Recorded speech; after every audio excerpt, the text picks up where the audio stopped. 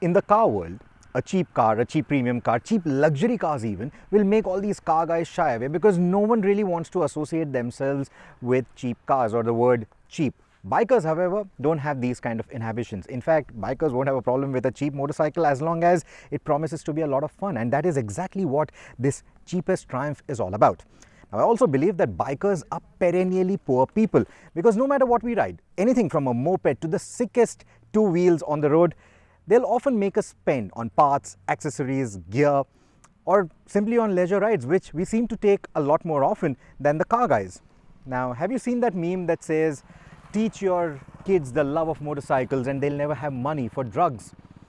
That meme sort of stems from a similar school of thought.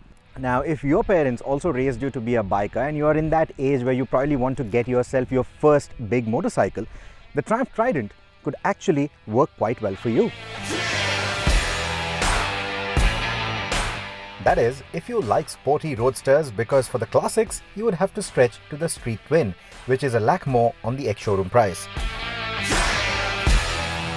That said, the Trident does have some retro cues to it, in the round headlamp, the rounded tank, slim forks, and the edgy master cylinder. While the Trident does cast a silhouette of a sporty roadster like its counterpart from the 90s, it is tightly packaged and has a lean body structure that the Instagramming Gen Z are likely to appreciate. The Trident also silently targets those wanting to upgrade from the KTM 250s or 390s, and if you're one of those, you will realize once you get on board this motorcycle that it isn't a very small motorcycle. In fact, it feels a size or a size and a half larger than either of the 390s. What it doesn't have is the edgy design and the loud graphics that make the KTMs so popular. But I think the Trident looks smart, proportionate, and approachable. Now, for someone like me who is an average 5'8", it fits quite nicely, and even for shorter riders, it's not going to feel bulky or overwhelming. Its 805mm seat height is easy for most riders thanks to its narrow profile, while a fat cushioning and a wide pillion seat ensures that comfort over long distances for two isn't compromised. The handlebars are wider than a street triple to offer better leverage in the city environments, but an early steering lock limits its flexibility for navigating or turning in tight spaces. The handlebars are wider than the street triple, almost comparable to the street twin, but they are tilted towards the rider a little bit more. So that, with the raised foot peg position, gives you a bit of a relaxed yet sporty riding posture, both that you can enjoy in the street, city, as well as winding roads like these. Now, the tank also comes with these recesses, and it has this nice plastic panel, and as long as you don't polish it, it should provide a decent traction for your knees under braking or while sport riding. The tank itself, it feels, well, it's narrow towards your thighs, but it feels nice and big. It feels like a big bike. It gives you that big bike feel, which is what most of you would want from a motorcycle like this. And it still has an overall light and airy feel to it in a very street triple way. But to mark a clear distinction from the Street Fighter, the Trident goes with a single round headlight with horizontally split LED lamps that work pretty well for city use but not so much for highway. And then there is the matching single round instrumentation with horizontally split displays which are easy to read at all times of the day. Unlike the Street Triple, the cable management is also a bit better on the Trident. The mirrors are average, but I'm glad they went with this wider design instead of a round one. The tail section looks the most modern. It has hints of the Street Triple and the Daytona in its pointy end, but the tail light looks a bit more sophisticated with the little Triumph logo embedded in it. It's touches like these in the tank, handlebars and headlights that take the attention away from some of the relatively cheap bits like the switchgear quality or the entry-spec suspension and brakes, and leave you with a feeling that the Trident is a sophisticated motorcycle, which it largely is. The overall fit and finish are hard to find faults with and generally feel better than the motorcycles that you are likely to be upgrading from. Like a typical roadster, the chassis elements of the Trident are nice and exposed, but at the same time, because of the tight packaging, nothing over here looks messy or industrial, and that's a very good thing. The Trident proudly shows off its bespoke steel tubular frame, and the swing arm has a conventional straight arm on the left side and a gull arm on the right, which, along with the underbelly exhaust canister that it was designed for, makes the right side the prettiest angle for the Trident.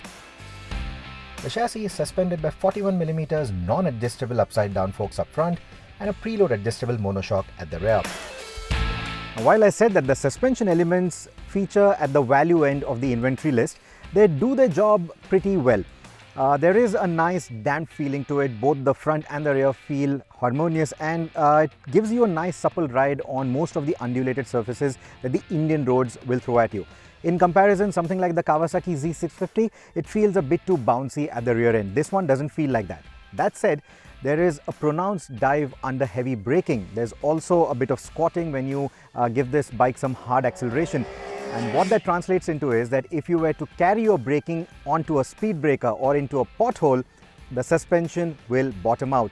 In fact, in a similar scenario, you're also very likely to scrape the underbelly exhaust, especially on tall speed humps. In fact, the ground clearance will always become a matter of worry if you don't adjust the preload for the pillion and the luggage. Now, if you want a motorcycle that will enable you to glide over all these kind of undulations or all these kind of road surfaces, you're better off with an adventure variant. Now, the adventure variant on this particular platform is likely in the works, that is what we hear. But as of now, the Versys 650 or the Honda CB500X are your only options in this particular price bracket. The braking hardware comes from the Value Crate 2, featuring sliding type Nissan calipers at the front and the rear.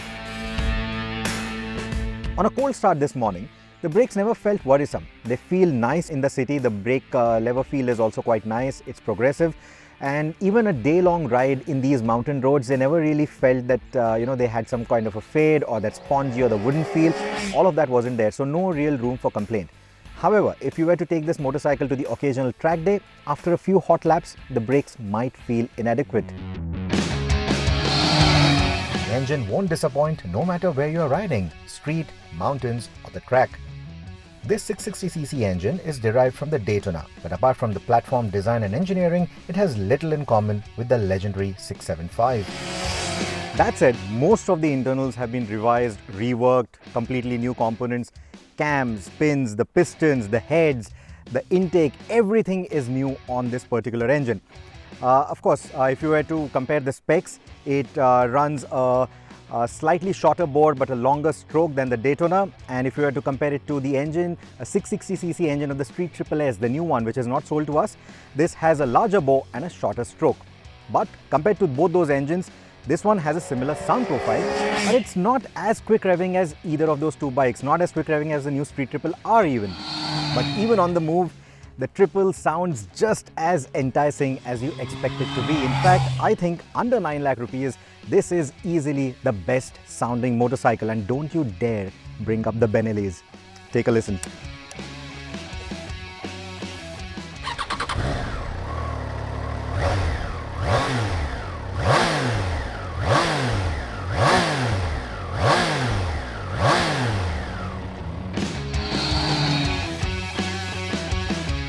Compared to either of these siblings, it has a different intake system too to achieve that narrow seat and tank geometry. But the intake whine doesn't feel very different than its bolder siblings, and onlookers will hear the pleasant whistling sound of a Triple. The powertrain also features a slip and assist clutch, which makes for a lighter clutch lever feel, and there's hardly any hopping under harsh downshifting. The gearbox feels a bit clunkier than my Daytona though, and I strongly recommend opting for the slick bidirectional quick shifter if you are into sport riding. This new engine also features ride-by-wire, which enables 2 riding modes, a dull rain and a peppy road mode, a first for this segment. Apart from the eagerness of the throttle, they also alter the alertness of the always-on ABS and the switchable traction control system. My ride to and from the airport was a rainy one, but thankfully on these inviting roads here in Dehradun, it's been all nice and dry. That's why I've not been able to use this rain mode as such. But I'm very sure that this rain mode is going to be just as overcautious as any other Triumph. But if you are an old-timer returning to the joys of motorcycling, or if you are a newbie, this is your first big bike, then I think you're going to appreciate this basic yet effective safety net. Now the road mode, it's nice and playful, just like the 81 horses that this engine churns out. and the gearing is short, and that gives you a nice quick acceleration, much quicker than what the specs otherwise suggest. Our tests in these hilly regions show a 0 to 100 time of 4.6 seconds, which is only about a second slower than our Street Triple R timings near the coast. Triumph also says that the Trident will ride past 200 km an hour if you so wish, though I believe it will take a while to get there. But the takeaway is that the Trident never really feels underpowered. We didn't get a chance to run the fuel economy tests, but a 250 to 300 km range from its 14-litre tank seems possible. More on that with a road test. Ride any of the older 600s on winding roads like these and you might agree that they can get intimidating at times because of the weight, because of the fueling, because of the way they accelerate. The Trident doesn't feel like any of that. The bike feels nice and light, the acceleration feels nice and smooth, the power delivery is linear, and the fueling feels spot on. The throttle isn't choppy, and maintaining a clean line through the corner is never too challenging because the power never feels overwhelming unless you're riding on a death wish.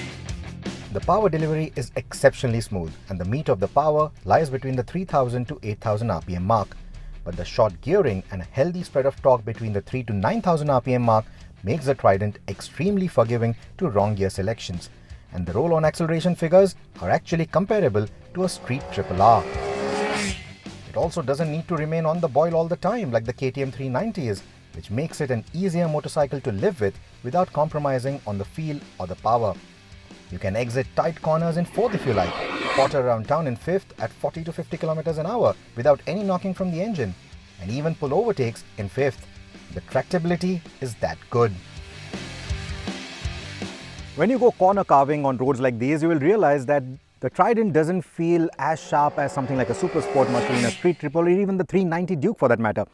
But that said, the turn-ins are not lazy, they are more gradual. You need to get a hang of it, and once you do, you realize that you don't even need to hang too much off the bike to arc a clean curve through the corners or through winding roads like these. In fact, it feels pleasantly agile. So much so that it makes a similarly spec'd Street Triple R or RS, okay, not RS, Street Triple R, feel relatively bulky, heavy. Relatively. That is how nice and light this bike is.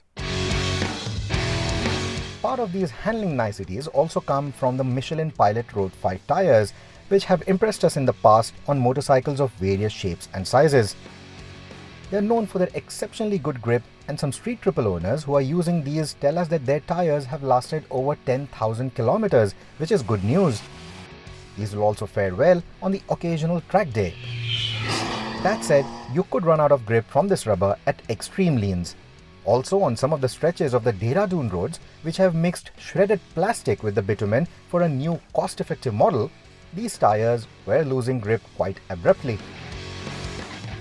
Now, to sum it up, this may be the cheapest Triumph on sale, but it never really feels cheap in its build, features or performance. In fact, I would recommend this package over similarly priced pre-owned Street Triples from 5-6 years ago, including the ones that have more power than the controversial 69 PS output. When the Triumph Street Twin came out, it left me impressed for many reasons. But at the same time, it did not evoke the kind of emotions that the original Bonneville did for me. Somewhere it felt a bit of a compromise in its size and its feel. But the Trident doesn't do any of that. It feels like it's cut from the same fabric as a Street Triple. It also feels like it's dyed in the same wool, has that same attitude towards fun. And that is what makes it so special. In fact, it doesn't feel like a compromise at all. More importantly, it doesn't feel like an entry-level model at all. There's a lot more character to it, and one that is very likable. Have you checked out the Trident yet? What are your thoughts? Would you choose this as your first big bike? If yes, why? If no, why not? Let's discuss in the comments. Thank you so much for watching.